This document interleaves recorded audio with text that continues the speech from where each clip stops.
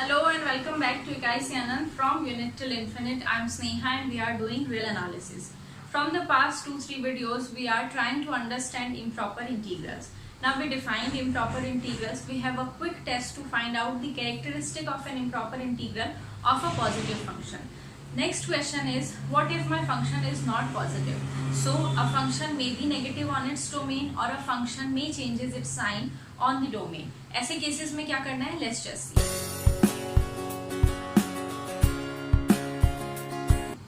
To answer the very first question, that is, if my function is a negative function, तो क्या मेरे पास ऐसे कोई टेस्ट्स हैं जिनकी हेल्प से मैं कैरेक्टरिस्टिक बता सकती हूँ इम्प्रॉपर इंटीग्रल का? ऐसे सिनेरियो में हमें हेल्प करने के लिए जो टर्म आती है या जो डेफिनेशन आती है या जो थ्योरी आती है, that is absolute convergence. So if you remember from the video or from your knowledge of series, वहाँ पर भी ऐसा होता था, if my series is not of positive terms, I can make them positive terms or say my series have all the negative terms. तो मैं क्या करती थी, I use this absolute convergence और मैं अपने series का मॉड्यूलस कंसिडर करके और फिर उसके ऊपर टेस्ट अप्लाई करके बताती थी that yes, this series is absolutely convergent. So as the name suggests, absolute convergence का मतलब है फंक्शन का जो है एज सच फंक्शन जो है वो उसका इम्प्रॉपर इंटीग्रल वो कन्वर्ज कर रहा है या नहीं मुझे नहीं पता, बट उसको मॉड लगा दिया और वो कन्वर्ज करेगा तो मैं कहूँगी that this improper integral converges absolutely. So the definition, absolute convergence. Absolute convergence. It says that this integral, now I am talking about both the types at the same time. So my integral, maybe this integral is unbounded function on bounded interval. This is unbounded interval and the function may be bounded. So I am talking about both of them in one go. We say that this converges absolutely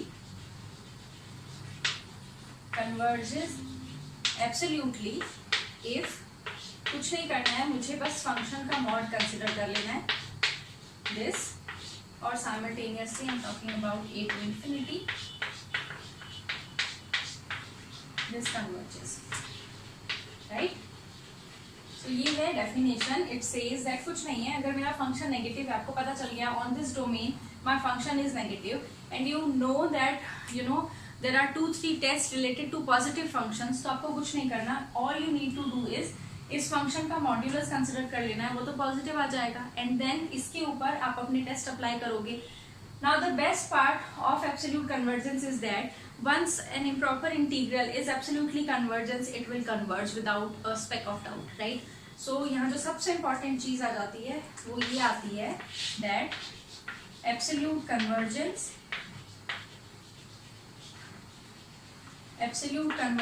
implies convergence of the improper integral. So once you are sure that your improper integral converges absolutely, you can say that the improper integral converges. But the reverse is not true. It may be possible that the improper integral was convergent but the absolute value was not convergent. ऐसा case बिल्कुल यही चीज हमने series में भी देखी थी. There may be series जो कन्वर्ज तो करती हैं बट उनकी एब्सोल्यूट वैल्यू वाली जो सीरीज आती है वो कन्वर्ज नहीं करेंगे. सो इसमें कुछ नहीं था. एब्सोल्यूट कन्वर्जेंस क्या था या एब्सोल्यूट कन्वर्जेंस क्या होता है? व्हेन योर फंक्शन इज और I can say that when you are considering your improper integral by taking the absolute value of the function, if this converges we say that are parent improper integral it converges, diverge. ठीक है, तो this is how absolute convergence works. Or the best part about absolute convergence is that once you know that your improper integral converges absolutely, you will say that it will converge. तो यहाँ हमारा काम आधा हो गया. If my function is positive, well and good, I have test. If my function is negative, all I need to do is I need to take the modulus and then I have to apply the test. और अगर वो आ गया, हमारा result ऐसा आ गया कि हाँ ये जो मॉड्यूलस लेने के बाद जो फंक्शन बना था या इम्प्रॉपर इंटीग्रल बना था वो कन्वर्जेंट है, तो मैं कहूँगी मेरा जो पेरेंट वाला जो इम्प्रॉपर इंटीग्रल है ना वो भी कन्वर्ज हो जाएगा, राइट? कन्वर्ज करेगा. नाउ द क्वेश्चन इज जो सेकंड क्वेश्चन था हमारा आज का, या जो सेकंड प्रॉब्लम थी हमारी, वो ये थी what if my function changes its sign on the domain. तो ऐसे टाइम पे क्या करना है, इस चीज़ को मैं रिफ्रेज करके ऐसे भी कह सकती हूँ दैट व्हेन द फंक्शन में चेंजेस इट्स साइन, यही कह सकते हो और कुछ नहीं कह सकते। सो ऐसा होगा कि फंक्शन अपने डोमेन पर पॉजिटिव भी है और नेगेटिव भी है, तो ऐसे केस में क्या करना है, ठीक है। सो ऐसे केस में ना हमारे पास जो चीज़ आती है, या हमारे पास जो मदद करने के लिए मसीहा बन करके आते हैं, वो है Cauchy, right. So Cauchy test, Cauchy's test for functions that may change their sign, ठीक है। Cauchy test if you remember from the sequences, ठीक है, सीक्वेंस में शुरू किया था Cauchy टेस्ट करना। वहां पर क्या करते थे, Cauchy ने कुछ नहीं बोला था, बस ये बोला था that after certain number of elements, जो मेरे सीक्वेंस के एलिमेंट्स हैं वो आपस में एक दूसरे से बहुत क्लोज आ रहे हैं, राइट। यही चीज़ उसने क्या करी थी, सीरीज में भी डिट्टो कॉपी कर ली थी फॉर SOPS। वहाँ हमने क्या कहा था सीरीज में, that a series is convergent if and only if after certain elements और after certain number of after certain natural numbers, I would say, जो SOPS है वो एक दूसरे से क्लोज आ रही है। क्योंकि वहाँ अगर आपको याद हो तो हमने क्या किया था, सीरीज में सीरीज की हेल्प से एक SOPS बनाया था, वो एक सीक्वेंस बन जाती थी और फिर उस सीक्वेंस का कैरेक्टरिस्टिक देखते थे to tell the characteristic of the series. यहाँ पर भी वही है, वो कहेंगे इम्प्रॉपर इंटीग्रल जो है वो कन्वर्ज करेगा, and this is an if and only if condition. तो मैं डायरेक्ट लिख ही देती हूँ, we are talking about an unbounded function in bounded interval. So this integral, it converges, it's an if and only if condition, if and only if for every epsilon positive there exists delta positive such that modulus of, now you have to look at this point very keenly, और अच्छे से देखना पड़ेगा कि हम यहाँ क्या कर रहे हैं। this is less than epsilon whenever this lambda 1 and lambda 2 are less than delta.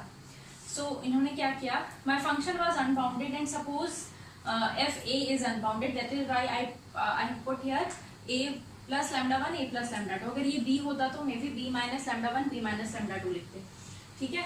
So they are saying अगर मेरा इम्प्रॉपर इंटीग्रल को कन्वर्ट करना होगा ना, तो किसी भी एप्सिलॉन के लिए मेरे पास एक डेल्टा ऐसा एग्जिस्ट करेगा, या एक ऐसा डेल्टा मुझे मिल जाएगा सच दैट अगर मैं इस फंक्शन को किसी भी दो पॉइंट्स के बीच में, and these 2 points are very close to A, right, lambda 1 lambda 2 less than delta is a very delta may be very small quantity too, so a के बहुत ही पास, बहुत ही करीब किसी भी 2 पॉइंट्स पर या 2 पॉइंट्स के बीच में अगर मैं अपने फंक्शन का इंटीग्रल देखूँ ना, then this integral is infinitesimally small, less than epsilon, है ना। जैसे वहाँ क्या करते थे, सीक्वेंस में अगर मैं कंपेयर करूँ तो सीक्वेंस में क्या करते थे, after certain number of elements मेरे जो सीक्वेंस की टर्म्स है वो आपस में एक दूसरे से बहुत क्लोज आ जा रही है, मतलब उनका डिस्टेंस एक दूसरे से बहुत कम होता जा रहा है। बिल्कुल उसी चीज़ को इन्होंने इंटीग्रल के फॉर्म में लिख दिया है। ये कह रहे हैं कि अगर मेरे इम्प्रॉपर इंटीग्रल को कन्वर्ट करना पड़ेगा, assuming that F A is unbounded here, तो ए के पास बहुत ही पास, ए के मतलब जितना भी पास आप सोचना चाहते हो उतना पास भी अगर मैं 2 अलग पॉइंट्स लूँ और उनके बीच में अपने फंक्शन को इंटीग्रेट करूँ, तो वो सबसे पहले तो फाइनाइट आए और वो बहुत छोटा, इनफाइनाइटसिमली स्मॉल आ जाए, बहुत छोटा सा आ जाए, तो मैं कहूँगी दैट यस दिस कन्वर्जेस। क्योंकि देखो अगर मैं ए यहाँ से हटा दूँ और कोई और पॉइंट लिखूँ वहाँ, तो ये फाइनाइट इंटीग्रल बन जाएगा, वहाँ तो ऑब्वियस है वो कन्वर्ट करेगा ही करेगा। प्रॉब्लम कहाँ पर आ रही है, प्रॉब्लम आ रही है ए पर, क्योंकि एफ ए अनबाउंडेड हो रहा है, राइट। तो मैंने क्या किया, मेरे को ए के पास ही चेक करना है यहाँ पर बेसिकली, कि ए के पास मेरा जो फंक्शन है, ए के पास अगर मैं 2 छोटे छोटे से पॉइंट्स ले लूँ और उनके बीच में अपने फंक्शन को इंटीग्रेट करूँ, तो वो फंक्शन जो है ना मेरा अच्छे से प्रॉपरली इंटीग्रेट हो जाए, एंड दैट वैल्यू किसी भी एप्सिलॉन के लिए that value must be less then that epsilon. Now किसी भी एप्सिलॉन की जैसे ही हम बात करते हैं, that means epsilon can be very small. तो इसका मतलब हो गया, in other words I can say that A के पास दो पॉइंट्स के बीच में जैसे ही मैंने अपने फंक्शन को इंटीग्रेट किया तो वो जो आंसर आया वो बहुत छोटा आ गया, बहुत ज़्यादा ही छोटा सा आ गया, तो मैं कहूँगी हाँ मेरा जो इम्प्रॉपर इंटीग्रल है इट विल कन्वर्ज। ठीक है, तो ये हुई उस केस में कॉशीज टेस्ट। ये हुआ जब my function was what unbounded in bounded intervals. अब हम लोग देख लेते हैं same Cauchy test if we are talking about unbounded interval. So now we are talking about a to infinity fx dx. It converges if and only if same scenario है for every epsilon positive there exists x naught positive, I would say, such that integral from x1 to x2 fx dx is less than epsilon for x1 x2 greater than x naught, right? So this is the second form. So this is the form of Cauchy's test when we are talking about a bounded function on an unbounded interval. अब यहाँ पर भी since this point is or this limit is where the problem lies, infinity पे check कर रहे हैं। इसका मतलब मुझे क्या करना है, मेरे पास सेम वही कंडीशन ऐसे आ गई that for every epsilon positive, मैं कोई भी epsilon उठाऊं कुछ भी करूं मेरे पास एक x naught जरूर आ जाएगा which is a positive number such that मेरा फंक्शन का जो इंटीग्रल है between x1 and x2 is less than epsilon and now these x1 and x2 are some number that is greater than x naught. तो ये कह रहे हैं, अब देखो जब जैसे जैसे हम इन्फिनिटी पे जा रहे हैं ना, हम बढ़ रहे हैं आगे, यहाँ पर क्या हो रहा है, जैसे जैसे हम इन्फिनिटी पे जा रहे हैं मेरे को प्रॉब्लम पता चल रहा है कि इन्फिनिटी पे प्रॉब्लम हो रही है, तो मैंने क्या किया, let us just assume two finite points, right, that is greater than some point, some finite point x naught.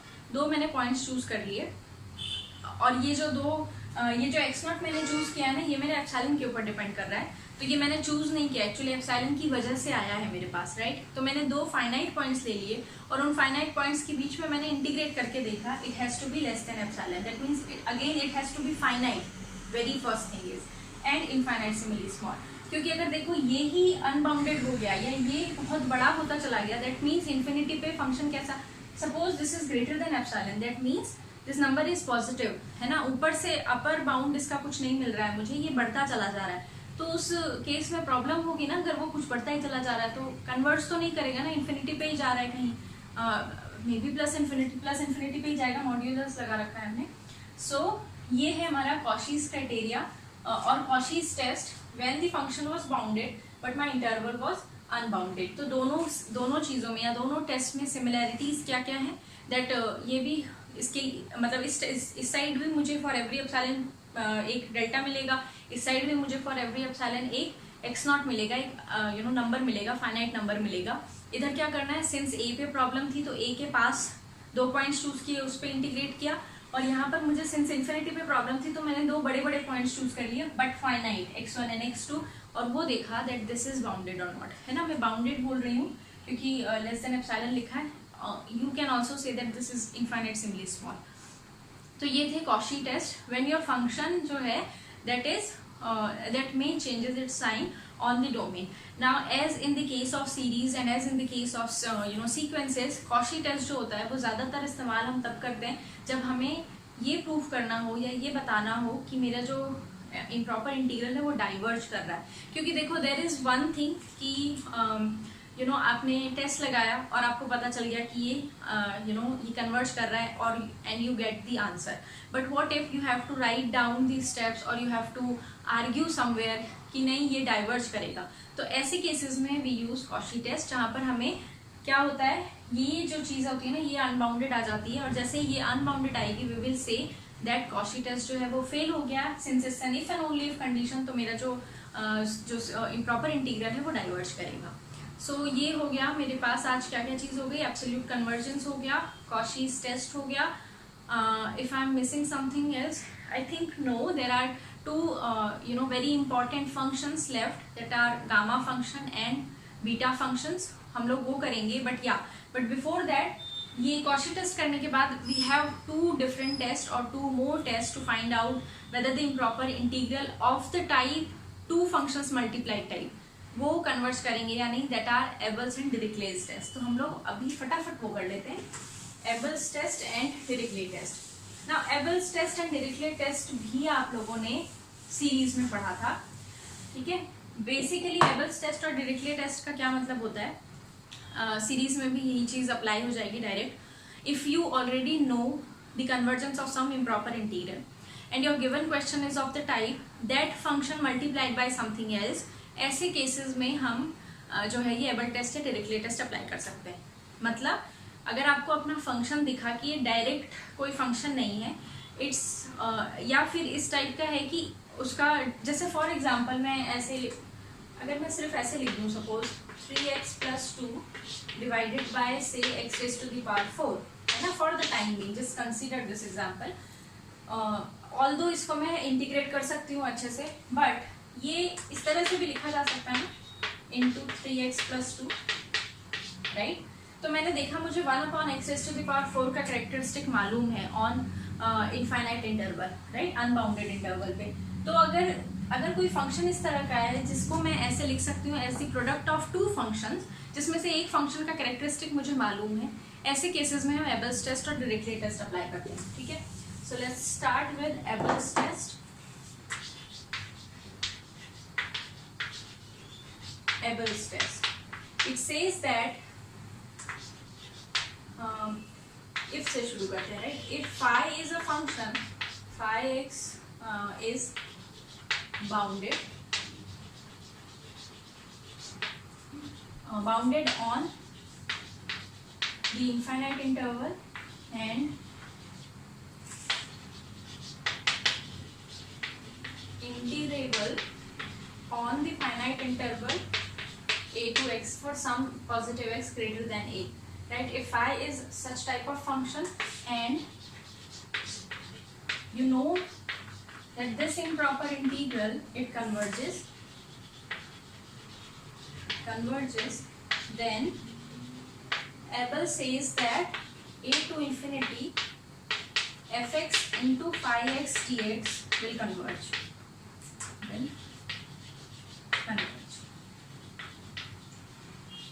Okay. So वहां पर भी अगर सीरीज भी आपको याद हो ना, तो एक ऐसा हमने लिया हुआ था, एक ऐसी सीक्वेंस ली हुई थी आई थिंक, जो बाउंडेड थी और वो कन्वर्जेंट थी किसी इंटरवल पे, और दूसरा वाला जो सीरीज था वो कन्वर्ज करता था, तो उनका प्रोडक्ट भी कन्वर्ज करेगा। बट यहाँ की बात कर लेते हैं हम लोग। हमारे क्वेश्चन में we saw that the function is a product of two different functions. फिर वो जो दो डिफरेंट फंक्शंस थे ना, उनके ऊपर मुझे जज करना है। One of them has to be bounded on the interval a to infinity। Now Abel's test and Dirichlet test ये सिर्फ अनबाउंडेड इंटरवल्स के लिए ही है, इनको बाउंडेड इंटरवल्स पे यूज नहीं करना है, right. So one of the function has to be bounded on that unbounded interval and has to be integrable on the finite interval, ठीक है। इंटीग्रेबल बस यही चूज करना है कि फाइनाइट इंटरवल पे, ये नहीं देखना a to infinity ये improper integral of phi x ये कन्वर्ट करता है, नहीं, फाइनाइट पे चेक करना है। दूसरा वाला फंक्शन है उसका मुझे इम्प्रॉपर इंटीग्रल मालूम होना चाहिए कि वो कन्वर्ज करता है। ऐसे केस में इन दोनों को मल्टीप्लाई करके जो इम्प्रॉपर इंटीग्रल बना है वो कन्वर्ज करेगा। तो हम लोग जब क्वेश्चंस करेंगे ना, तो और भी चीजें क्लियर हो जाएगी। But for the time being you have to, बार बार बोल रही हूँ मैं, यू हैव टू चेक। एक तो होते हैं क्वेश्चन जिनको देखने से आपको पता चल गया that you can compare it with 1/x - a raised to the power n type और 1/x raised to the power n time, depending on the interval, जो हमने दो कंपेरिजन इंटीग्रल्स पढ़े थे उसके अकॉर्डिंग। बट कुछ होते हैं फंक्शन जो कॉम्प्लिकेटेड है। सपोज ऐसे लिखा है sin x/x raised to the power 5 on the interval a to infinity, ऐसी जगह पर आपको जाकर के देखना है दैट फंक्शन, फर्स्ट फंक्शन। अब मैंने देखा sin x/x raised to the power 4 लिखा था, sin x और 1/x raised to the power 4 ये दो फंक्शंस का प्रोडक्ट बन रहा है। तो one of them has to be bounded और फाइनाइट इंटीग्रल उनका एग्जिस्ट करना चाहिए, एंड दी अदर जो मेरा 1/x raised to the power 4 था फ्रॉम a to infinity वो कन्वर्ज करना चाहिए। ऐसे केस में दोनों का प्रोडक्ट जो होगा वो कन्वर्जेंट होगा, ठीक है। ये एक तरह से क्वेश्चन ही बन गया आपका, sin x/x raised to the power 4 in any interval on the interval a to infinity for any a। तो ये है एबल्स टेस्ट। सिमिलरली डिरिक्ले टेस्ट, ज्यादा एबल्स टेस्ट और डिरिक्ले टेस्ट में ना बहुत सिमिलरिटी है, कुछ ज्यादा चेंज नहीं है। So next is Dirichlet's test says if one of the function phi x is bounded, जैसा वहां पर था bounded, monotonic, यहाँ पर एक चीज ऐड हो गई है, that is monotonic on the interval a to infinity, and this phi x it tends to 0 as x tends to infinity. मतलब हम लिमिट की बात कर रहे हैं यहाँ पर, राइट? एंड जो दूसरे वाला फंक्शन है उसके लिए आपकी बार मुझे फाइनाइट इंटीग्रल देखना है, and you have to check whether this integral is bounded, then a to infinity fx into phi x dx it converges. So अगर क्राइटेरिया वाइज बात करी जाए तो एबल्स टेस्ट के लिए you already have to have some knowledge of improper integrals, क्योंकि वहाँ मुझे एक फंक्शन का इम्प्रॉपर इंटीग्रल ही चाहिए कि वो कन्वर्ज करेगा.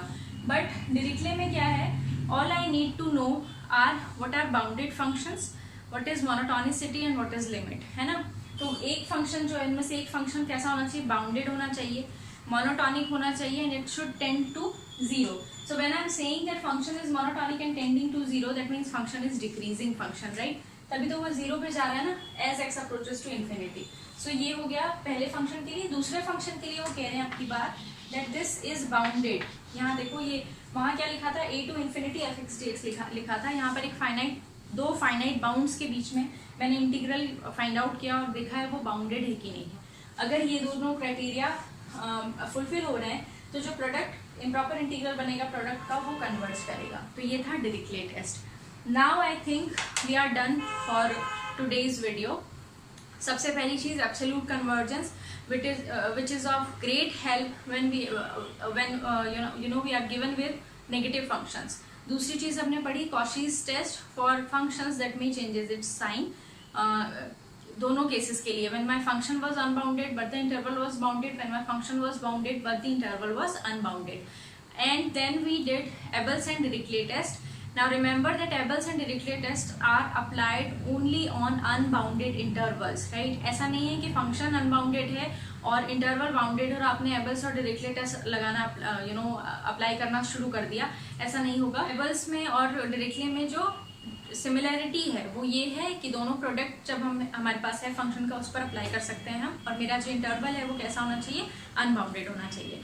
और जब हम लोग अगर हम लोग डिफरेंस की बात करें तो यहाँ पर क्राइटेरियाज अलग हो जाते हैं. वहाँ सिर्फ बाउंडेड चाहिए और इंटीग्रेबल चाहिए फाई, यहाँ पर phi bounded monotonic tending to 0 चाहिए. वहाँ पर इम्प्रॉपर इंटीग्रल चाहिए मुझे एफ का कन्वर्जेंट, यहाँ पर मुझे सिर्फ ये प्रॉपर इंटीग्रल जो है वो बाउंडेड चाहिए.